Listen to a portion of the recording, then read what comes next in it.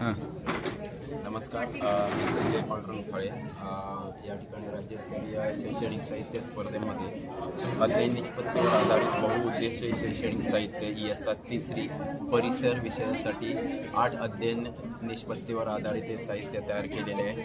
आपण पाहू शकता की एका ह्या पुस्तकामध्ये 18 शैक्षणिक साहित्य आहेत आणि त्या 18 शैक्षणिक साहित्यातून आपण विद्यार्थ्यांच्या अध्ययन निष्पत्तीचा विकास करणार आहोत. यातलं पहिलं शैक्षणिक साहित्य आहे की म्हणजे आपण पाहू शकता की आपण सुरुवात करत आहोत आपल्या भारत देशापासून.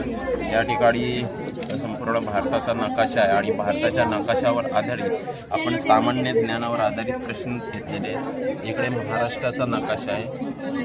त्याच्यानंतर पुढे गेलो तर आपले नातेवाईक कसे असतात या संदर्भात आपण माहिती घेतलेली.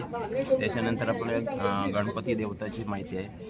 त्याच्यानंतर आपण पाहू शकता या ठिकाणी आपले जे थोर व्यक्ती आहेत त्यांचे टोपण नावे आणि हे आहेत आपण जी भूरूपे आहेत पृथ्वीवर त्या भूरूपांचा सुद्धा आपण अभ्यास करून घेतोय. त्याच्यानंतर या ठिकाणी आपण महाराष्ट्राचे जे प्रशासकीय विभाग आहेत त्या प्रशासकीय विभागांची आपण या ठिकाणी माहिती घेतोय, जेणेकरून विद्यार्थ्यांना राज्य निर्मितीच्या वेळी बघितले तर 26 जिल्हे होते, पण त्यानंतर आता 36 जिल्हे झालेले आहेत. त्याच्यानंतर आपण या ठिकाणी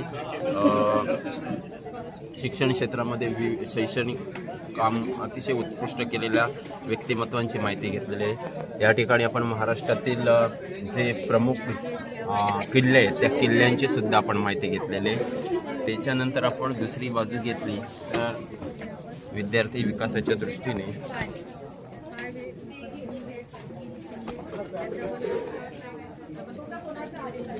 या ठिकाणी आपण प्रश्न निर्मिती घेतलेली आहे. त्याच्यानंतर आपल्या महाराष्ट्रातील जे धान्य वगैरे आहेत त्यांची नावं वगैरे आहेत, अवयव आहेत आणि अशा प्रकारची प्रश्न निर्मितीमध्ये आपण बघू शकता की या ठिकाणी आपली स्वतःची बँक शब्द बँक पण तयार झालेली आणि स्वतःची प्रश्नपेढीसुद्धा तयार झालेली आहे. या ठिकाणी प्रश्नाचं अचूक उत्तर शोधायचं असेल तर गमतीदार पद्धतीने शोधता येते. त्याच्यानंतर या ठिकाणी आपण तालुक्याचा त्याच्यानंतर कोण काय करतो या संदर्भात मानवाच्या गरजेतून उद्योगाची निर्मिती सांगतात ही अध्ययन निष्पत्ती घेतलेली. त्याच्यानंतर आपण या ठिकाणी परिसरातील प्राण्यांच्या विषयी थोडी माहिती घेतलेली आहे. धन्यवाद.